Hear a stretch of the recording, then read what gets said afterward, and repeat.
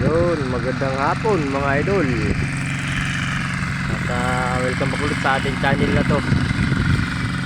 So balik dry seeding po tayo ngayon mga idol, dahil nagdamot ang tubig.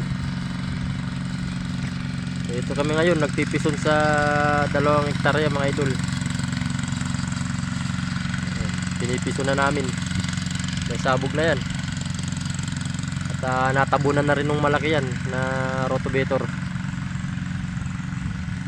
Ayan o, yung aming pison.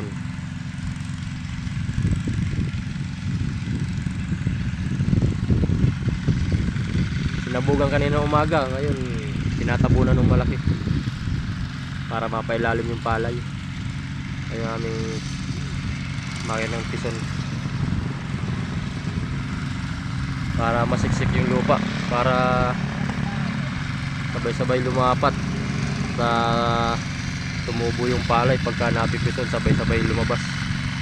Pagka kasi hindi napipison mga idol, una-una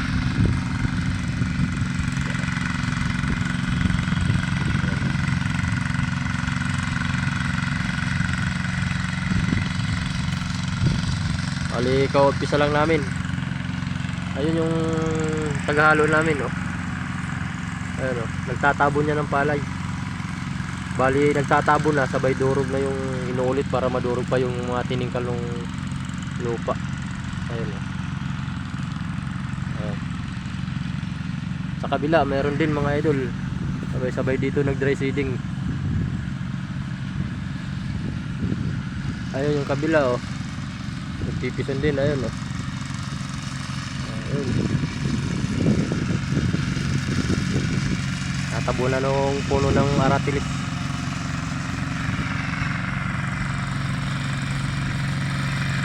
Ayan, mga kaisang pitak na yung aking kasama.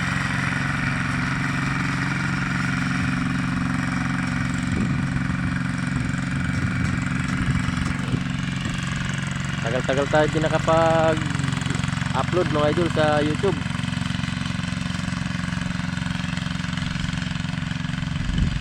Kasi medyo nalibang na tayo sa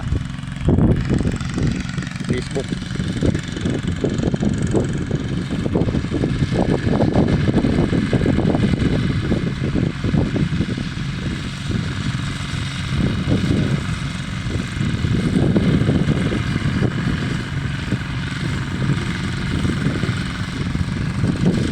Ganda mga idol oh, pagka na pison oh, halos pantay-pantay na siya. Hindi na maangat yung tiningkal ng lupa.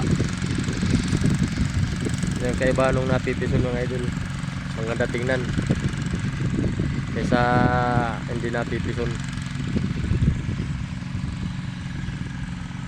Okay mga idol, hanggang dito lang muna tong ating video. Yung mga nadaan dyan sa ating channel na to, pakiangat nya rin po yung ating channel na to. Malaking tulong na yan sa ating munting channel na to. Please paki-subscribe na rin po at paki-share na rin po para sa mga gustong maka-alam ng ganitong pamara ng dry seeding. Ito lang po yan sa channel na to makikita. So muli